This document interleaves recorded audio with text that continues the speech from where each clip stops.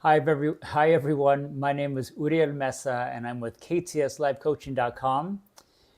Before I go any further, I would love it if you would like, share, and subscribe to my video. This is how I build my community and I'm here to serve you.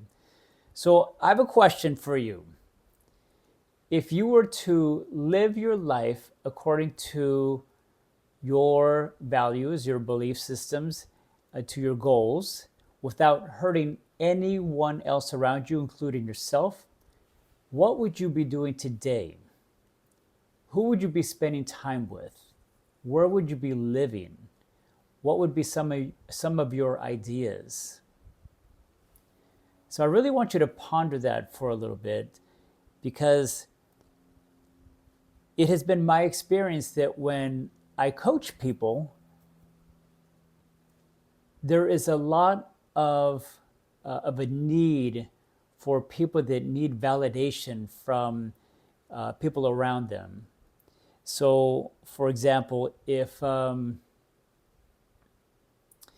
coaching a younger person, I'm going to make up a scenario. Let's say a young male, and he is toward the end of college, and then he figures out that the thing that he's studying in college is not what he actually wanted to go to school for. And then when I would maybe ask him, so what did you want to go to school for? And then he might say something like, I've always wanted to be a radio DJ.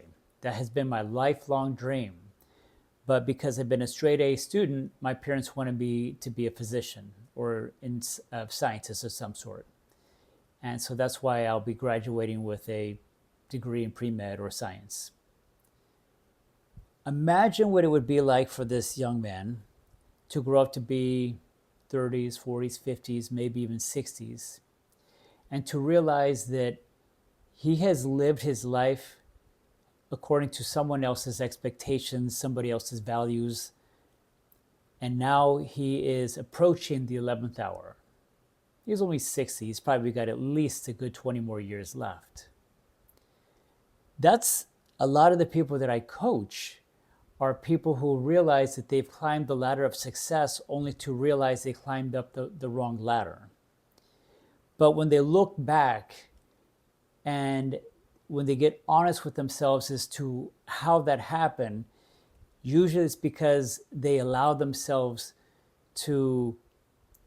someone else to dictate, to tell them how they should live their life, what they should be doing, how much they should be earning, who they should be with, where they should be living. And then they realize that I've been here for 60 years and have not lived my life the way I want to live it. And now they are in crisis. The good thing is I can usually talk these people off a ledge, and they have to learn to let go of the thing that they've been hanging on to this whole time. No matter how painful it is, it's actually more painful for you to be lying on your deathbed just weeks away from death and realize that you did not live your life the way you wanted to.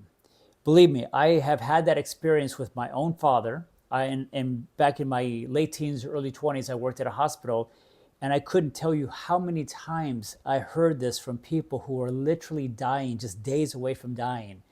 And they would say to me that, I wish I would have lived my life the way I wanted to.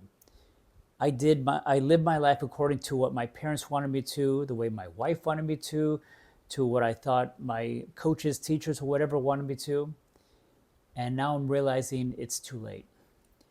That, to me, is more painful to go through than the pain of dismantling what you've been doing to craft it into the life that you want to live.